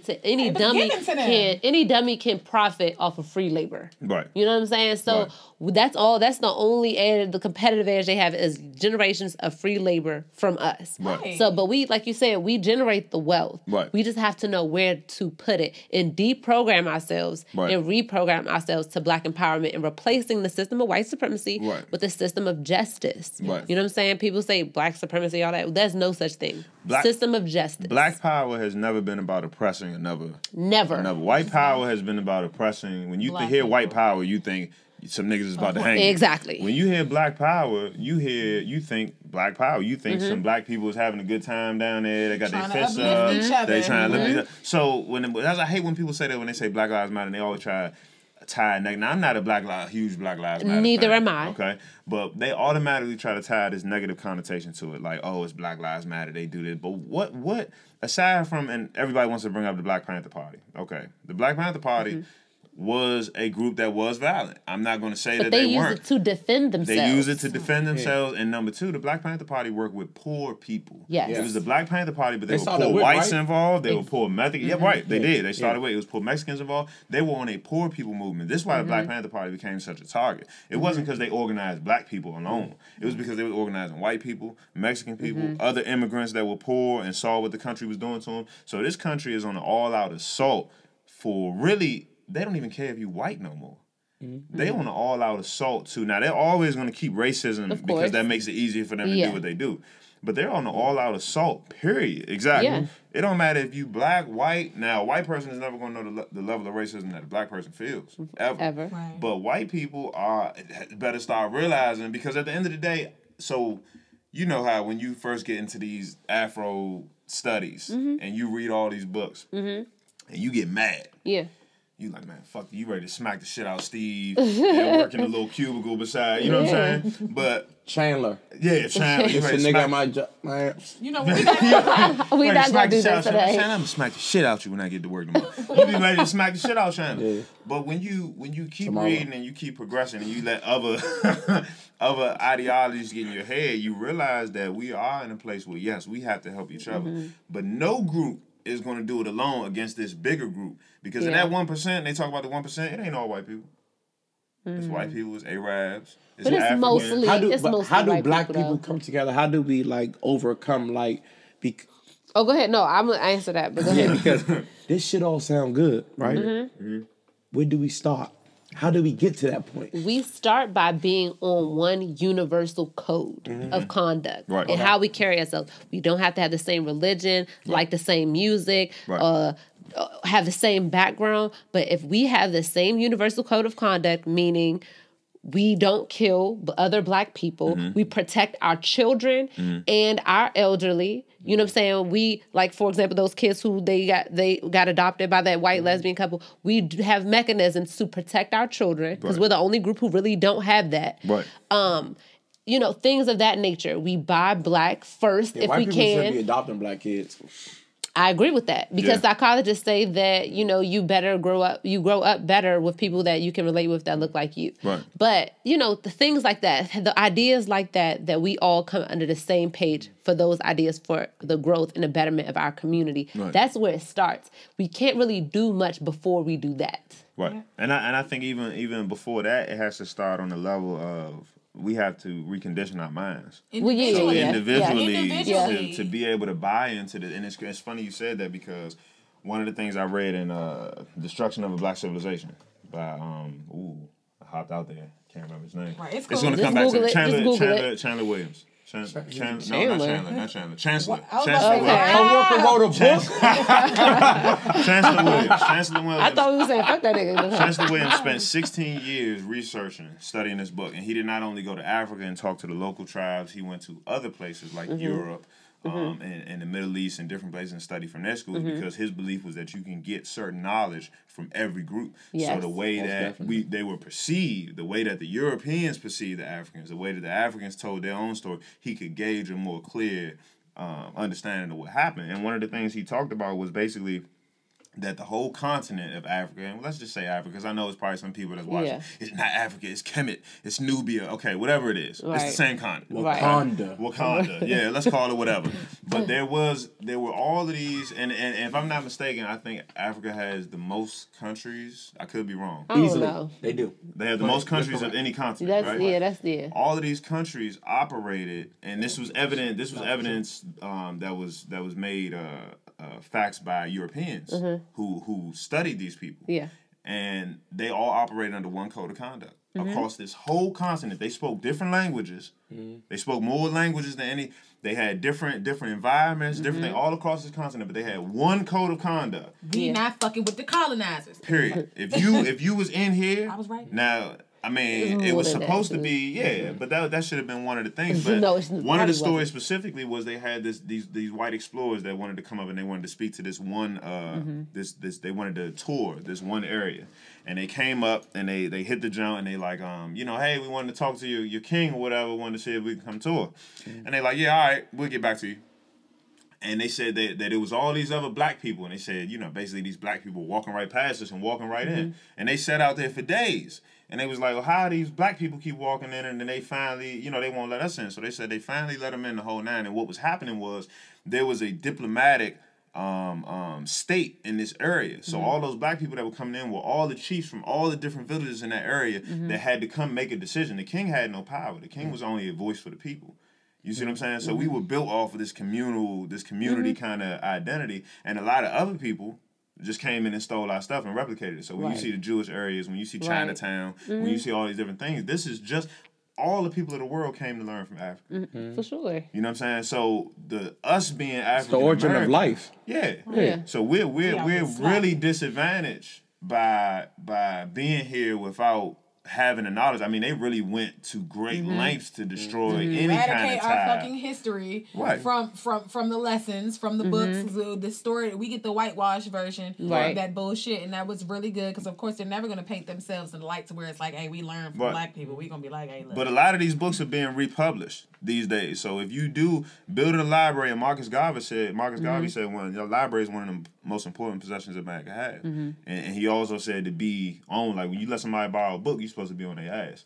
Because you can take anything, but if you can't take the knowledge that somebody, I can always get it back. Right. You take everything I got right now, but let me keep my knowledge, I'll always be able to get it back. Right. You know what I'm saying? So yeah, I mean, we in a real disadvantaged position, but we first got to understand that and start looking for that truth. It as a reality for one, because a lot of people are in denial. I mean, I don't feel like I've been on that. Man, you've been oppressed. I don't care whether you realize it or not. You've been oppressed. Whether it's on a systemic level, or whether it's on an individual level, you've been fucking oppressed. Of course. I mean, it's just from birth. But as long as we can be on a universal code of conduct, whether you're in Africa or South Africa, or fucking if you live in Europe and you're a person of melanin descent, you should have the same mentality, because guess what? A white supremacist from Kentucky had the same code of conduct as a white person in Texas.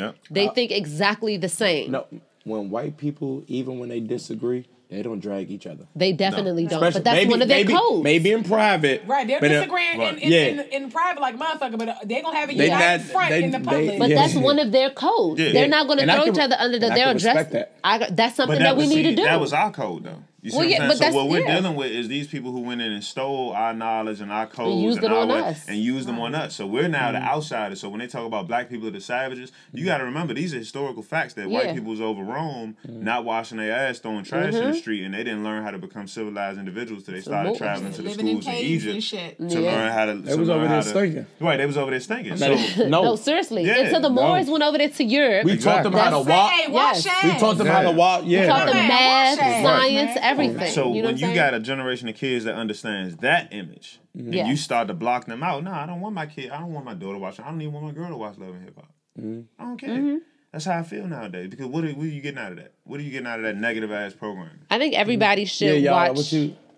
I think everybody should watch Hidden Colors. I think they should make their kids watch Hidden Colors. They should have Hidden Colors, and that's a good. That's a good. Okay, it's a DVD. Is that the Fred movie? First of all, it's a DVD. Series. Seriously, you're going to see HR after this. Like, have you seen Hidden Colors? You know? No. Who's okay, so it's a DVD series. It's a documentary. Documentary series by Tariq Nasheed. And it teaches us Black history beyond slavery. You know what I'm saying? So it's good.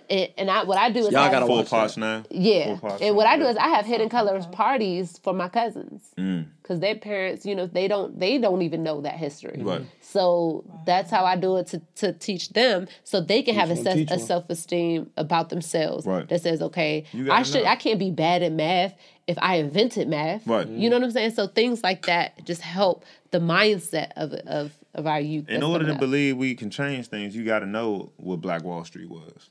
You got to know what happened in Oklahoma. If you don't know, in Oklahoma and Tulsa, if you don't know that, then when somebody says, "Hey, we Black and we can have our own bus system and our own laundry and our own groceries," and like, man, we can't do that shit. Right. But if you know that it's been done already, real history, you can do it. Then it's and we can learn from where they made their mistakes at, or where they were weak at. We can learn from that and to build stronger on that. But you have to know what happened before you. You know what? And I can't remember her name. Good Lord, but it was a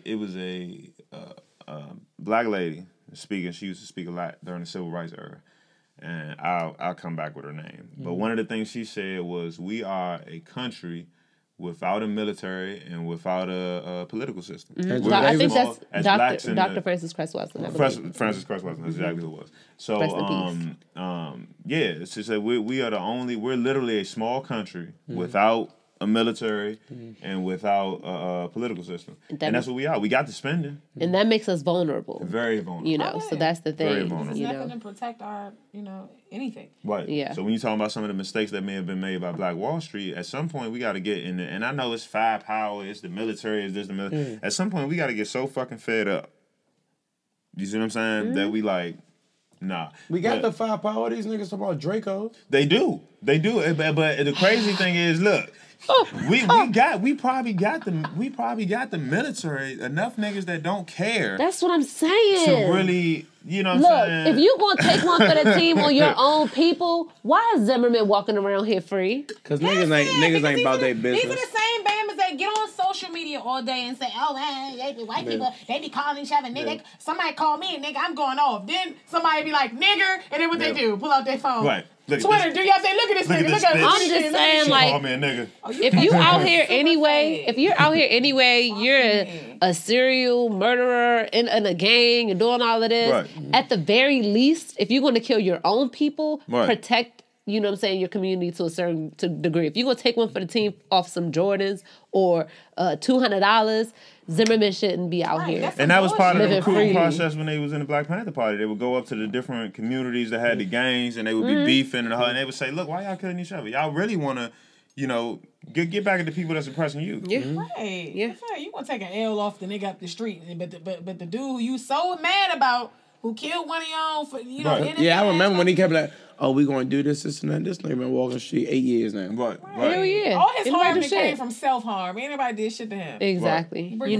I'm not saying to do harm to I'm not saying do harm to anybody, but if you're going to already do something, just channel that energy. Don't be so quick to hurt your own. Because a lot of the times when a white person does... Oh. When a white person do something, we split the difference like shit. Oh yeah, it don't matter, But when a nigga do something, I'm gonna beat the shit out this nigga. I'm gonna stomp this nigga head in the motherfucking why? Why do we think like why that? we keep that same energy? Like Yeah, we gotta deprogram ourselves. You ain't gonna get that same repercussion if you fuck That's black true person. too. Right. Black murder went 5 years. Right. So that's that inherent fear that was programmed into us. Before we close up, I didn't get a chance to say this. You said should more black people be in politics and police officers. Yes, I think police officers because more black people with the right mindset, but should definitely be police officers. But politics, it really doesn't matter because you have a lot of black politicians and police chiefs that coons the fuck up. Oh yeah. You know what I'm saying? So it really matters about the top. And the people at the top have to really have a changed mindset. Until that happens, it doesn't matter who's on a lower level at the bottom. Right. We do need... What's the point of being black police officers then? Because you're on the streets. You actually can prevent a life being taken out of ignorance or out of hatred. You can actually save a couple lives that way.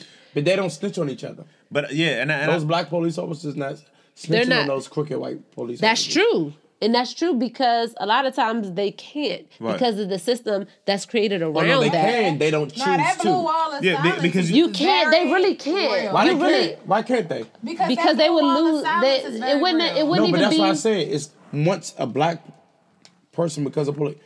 It's not black. It's blue. That's not. But in those instances, in those situations, those incidents, those interactions with people, that's where it counts. Yeah. Right. Well, of course, they can't bring the whole system down from the top, but they can save some lives on a regular. When you tie in, and this is why I said no to that question. This is why I said no, because when you tie in your means of income with your views on oppression and racism and stuff. Now you have to make a major choice because something in you may be saying, you know what, something's wrong. But look at the guy in Baltimore, like you said. He probably wanted to shine some light on what was going on. He paid for it with his life. Yeah. So why I say no is, I say it's a couple of core things that go on out here, right? And one of the biggest things being money. You need money to live. That's it. You really don't need much more than money. Yeah. You just got to understand how to make money. So what I say is there are plenty of ways you can have private security forces. You can have all kind of security forces. So if you really want to make an impact, get the money through real estate, through stocks and bonds, through these different ways. But it's a combination. Because when you get the money, now I don't need to join. I don't need new officers on Prince George's County Police Force or DC Police Force that has all of these things set in place and these rules and procedures and policies that I know aren't going to benefit me and people that look like me. Now, because me and a group of people became real estate investors and invested commercially and we had millions of dollars, we want to buy back our community and we're going to have our own police force. Yes. That polices our community, that actually cares about our community, that we screen. You see what I'm saying? And now we got the politicians at that door like, hey, come work with us. You see what I'm saying? Because the thing about it is, it's the land. The land is the power. The money is the power. Whoever got the money, whoever owns the land. We want them in our offices. We don't want to keep going to their offices and trying to get jobs in their offices. Seriously, you dropping too many gems. I want you to stay alive. Hey, look, but you got to be willing. See, this is one thing about me. And I'm not just saying this. I know a lot of people say, "Well, I die for this." Until you find something that you're ready to die for, you're not living. So this is something I would gladly die for. If I had to die because this recording went out.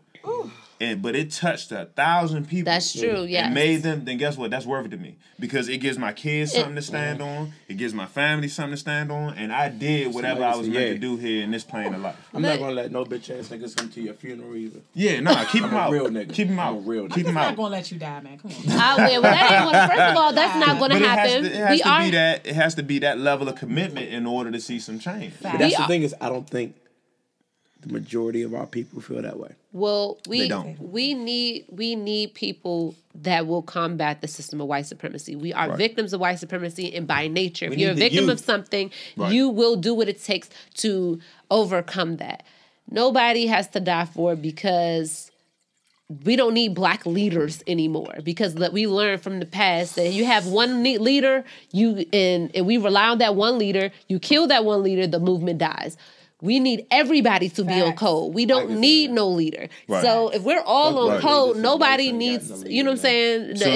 Nobody has to, the next person steps up. We all need to be our own, the own leaders of our house. You know what I'm saying? We don't need a Martin Luther King. We can't afford to do that, have that mistake anymore. We got to start knocking the youth because the revolution is in the youth. You know what I'm saying? You think you think of the Fred Hamptons, they were like 21, 19. Yes. Because I feel like when you get to a certain age, you kind of like... You defeat it. Once you get how life is. I'm not, and this might be a hot take, and people may not like this. I wouldn't die for black people. Because black people will shit on you so motherfucking hard. With what we do, I get called a racist mostly by black people. That's the wildest shit. And I don't ever talk about hating white people. So what we doing the show for if you wouldn't die for black people? I'm not. We have to change the mindset. This show is to reprogram the minds of people to get them to have this self-esteem about themselves in order to, empower the whole community. Power ourselves and our community. But I'm not going to stand up on the ledge to die for black people because black people will, well, she did say such and such. Does she know that it? Right. I'm not willing to die for it. But I am willing to sacrifice getting a job or sacrifice, getting in certain circles or making the amount of money. Do you know how much money we could be making if we did a show for everybody? You know what I'm saying? And didn't talk about certain things. I'm willing to sacrifice some things, but I'm definitely not willing to lay my life down for. But do you think we'll be at the point where we're at now, even though it ain't that much far, if a lot of black leaders didn't die for us? I think I think that they were necessary for that time, but as the evolution happens and times change, we have to learn from the mistakes that we made, and we put too much, of our movement, the momentum in those people, those individual people. Expendable people because they're not infallible. They're human. They're not immortal. You put all of that backing behind one person. When that person is gone, that's it. Because it's how... Now what? And you know how black people do. Black people like, shoot, let's party and bullshit. I mean, Dr. King, he got that race stuff for us. You know what I'm saying? Malcolm X, he got that shit for us over there. But we can party and bullshit and check and jive and do all that stuff. They got it though. Right. We can't do that. We can't afford to do that anymore. Do the work. Everybody has to take their You have to do role. your part. Right. You know what I'm saying? Different people are experts in different industries that can contribute. We do media. There are other people that do law enforcement. There are other people that are in the school system. Right. There are other people that are in finance and in the banks giving out loans. We need them. That's the most pivotal and until you get there, I remember I said on Twitter one time, we as black people in America don't have a culture to draw back onto. And I caught a lot of heat. Mm-hmm. Like, people was mad. And we got all this different thing. And I said, no. I say people are stupid. No, a person is smart. People are dumb. Right. That's the thing. Yo, Tommy Lee Jones said that in Men in Black. Remember he said that? No. I don't have quotables. When they were sitting on the bench. I don't recall quotables Men in Black. The first Men in Black was a solid movie. It was. But look. I'll pull it up. What I was saying, though, what was I saying? Ooh. That's bad. You said you caught a lot of heat. Yes, caught a lot of heat because I said that. But the truth is, our culture and historically our culture and people like white people have spent hundreds of years trying. Did you know that the Rosetta Stone? You heard of Rosetta Stone, right? Mm-hmm. Did you know it's an actual Rosetta Stone? I mean, I assumed. So I felt like they wouldn't just call that John Rosetta Stone. I thought they just made the name off the strength. Have you know what it is? I don't know the history. Break it down. Break it down. Rosetta Stone is an actual stone that was found in Egypt. Oh, it's a rock. And it was Greek writing on it. It was hieroglyphics, and it was another language that was indigenous, that was linked to the people that were the indigenous people of that area. And it was this one guy, this European guy, that eventually ended up cracking the code. But they spent a very long time trying to figure out what this thing said, and it's still in museums in Europe. It's still in a museum in Europe. So when I say we don't have a culture to draw back on, we don't have an absolute truth as to who we are. Asians know who they are. You see what I'm saying? Jews know who they are. Africans know who they are. But we just don't have it because you think the majority of Africans know who they are, but they don't. Because the Africans that came and the Africans that are there present day, and I'm not going to say, but a lot of these people came from the same amounts of bondage. So the tribes that ended up rebuilding was the tribes that got pushed away like so deep because they were running from the slave traders. So a lot of Africans in Africa, you got more Muslims and Christians in Africa than you would. You see what I'm saying? They have it. They just don't know it. A lot of them don't know it, but they have languages. They have customs. They have all that shit has come from surviving slavery as Black Americans. Right. But everybody else do have something that they can fall back can fall back on. Literally, our food, African American food. The stuff that the way we get married, all that stuff comes from slavery. Right, it's a result. We don't. Yeah, it was ours was stolen from us. But I think Africans do have it. They may be closer, but colonialism and all that started in Africa. Right. Yeah, but they had something before. But even before that, so look, this one of the wildest things, right? So, Africans in other countries have really truly been at war since about 4500 BC. That was when they first started attacking Egypt. Egypt hasn't been under strict control of Africans since almost 4500 BC. It's 2018.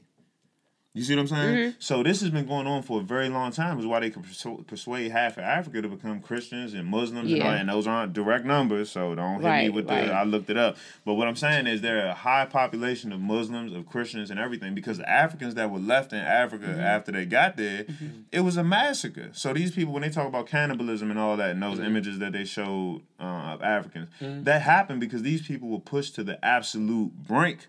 And if you push any human, it was a scientific study. If you push any human to the absolute brink, where all they can eat is another person, they're gonna do it. Well, the people that's mostly known for that are the Caucasians, but you know, right? But yeah, but little Clarice. But no, but definitely the solution to it, the solution to media is support. I'm gonna let you finish. I'm gonna go ahead and let you finish. Fiber beans. They were fava beans. Whatever. I got a lisp. I had a speech impediment. So does mine. I've never heard anybody's V be affected by a lisp. But okay, you know what? It's normally the I like myself. I'm worth a lot. All right. HR. I remember that. I like myself. I'm worth a lot. Don't say I'm not, because you can't see inside of me. That's what I'm saying. Honey, sweetie, it's 8:20. We're nice. Continue, Sabrae. So as for solutions, like we've already said it, being on a unified code of conduct, deprogramming our slave mentality, and it ain't for everybody. So let's not, try to get everybody on board. We don't need everybody on board. But we do, for the people who you can, and that's cool. And definitely our children, reprogram them. And, we can get there. If you gotta leave behind, you gotta can get there. No, absolutely. All facts, I believe it. Yeah, so support Black media, the ones that's actually, and not the so-called Black media that y'all think is Black, like The Root or Blavity. That shit is owned by white people that with the Black image. You know what I'm saying? So they perpetuating actually white supremacist views on the low. But what? I had a quick question. Sure. He was dropping something. So that marriage shit, right? That's like marriage. Yeah. That's like some new stuff, like the whole conditions, like I mean we know historically really if you dig back because it was entertaining him. You see his face? Because I learned.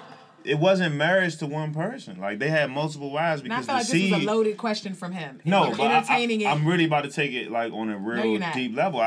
You're not about to take it on a deep level. It was believed that the male carried the seed. You know what I'm saying, the whole nine. And if you had a male that had made it to a certain level, for real, they would have multiple wives and they would have multiple kids because that same DNA would now be pushed through. So if you had this dude that was this great dude and you had all of these great women, they might have 7 babies by 7 different women. But those were 7 kids that had this like real nice DNA between these two parents that would go on and do great things. So they didn't care about the possession aspect to where like I gotta have this person and this is my person. It was like population. And white people understand that, which is why when white people kill a leader, they also go for their bloodline. That's why when Martin Luther King was assassinated, his mother was killed too. That's why when Tupac got assassinated, they still been looking for Assata. They've been trying to get Assata back because they know if that same DNA and that same bloodline can produce somebody who is just as influential as the parents. Why do you think Martin Luther King kids still living? Because they're real diplomatic. They're real diplomatic on a lot of issues. Malcolm X son. See, they got them up out of there. Trust and believe. If they came out and they were really hardcore about a lot of these issues, that's probably why the Molly kids stay where they at and mind their damn business. Yeah. Because they know. They know they killed Bob. Yeah. And they know that Bob kids is going to be on the same shit. I just need to clear it out. Yeah. And because women can only have one child in 9 months, and a man could put his seed in many. Look at nature; they do it all the time in nature. But you know, look at love and hip hop. We like discredit nature, but we don't realize everything work the same. Yeah. Knowledge of self, knowledge of nature, knowledge of everything work the same. Yeah. I'm not saying be an ain't shit nigga and go. Did it. Kirk Frost but did it. but because when a lot of people talk about that whole multiple wives, multiple children, you have to be able to afford them. So let's not get crazy here. Right. Because the economy ain't even set up for you to have a whole bunch of like how they did back in Africa. Right. The economy ain't set up for that. Right. So we times have control. Yeah, we controlled all that back then. We could just crop. We had the money. Right out. We had the money back then. But yeah, so that's an interesting thing to dive into, though. The having multiple structure of the relationship, because I'm not today. Let's talk about that. Let's talk about that next week. Next week. Let's talk Next about because they have so many different. You got what do you call it? Polygamous, polyamorous, monogamous. Right. Let's just talk about hoes. No, we did that one time. We don't have to run that back. We've done that before in an episode. Let's not. I wouldn't. Yeah. Not be I have knowledge of Okay, well, you missed that. You know what? I have knowledge of hoes. Right. Yeah, it starts with self-knowledge. Yes. Well, hey. All right. Well, I'm cool. On that note, thank you so much for watching the Sabrae Show live. We hope that you go ahead and click everything that you can down there. I don't know whether subscribe or whatever it is. Thumbs up the joint, subscribe it. Like thumbs up, yeah, and share it too, by the way, because share it. Post it. If you like it, and repost the clips. We're going to post the clips on Instagram. Still share it. No, if you don't like it, still share it because the people that watch it won't like it. So yeah. Love us or hate us, but just post it. And if you hate us, like be funny with it. Be a real hater, though. Be a real hater and post it. Make me laugh. Yeah. Don't just say some dumb shit. Put them suck-ass corny comments in there. Yeah. Don't come with corny comments. Yeah. And then show love too, because there's a lot of people that always show love that love the episode. So yeah, continue to show support, love. Follow us on all our social medias. Follow the show. Subscribe to the show. And have this conversation at home. Yeah. Have this conversation at home. Yes. Please. Thank you so much for watching the Sabrae Show live. We'll see you next week.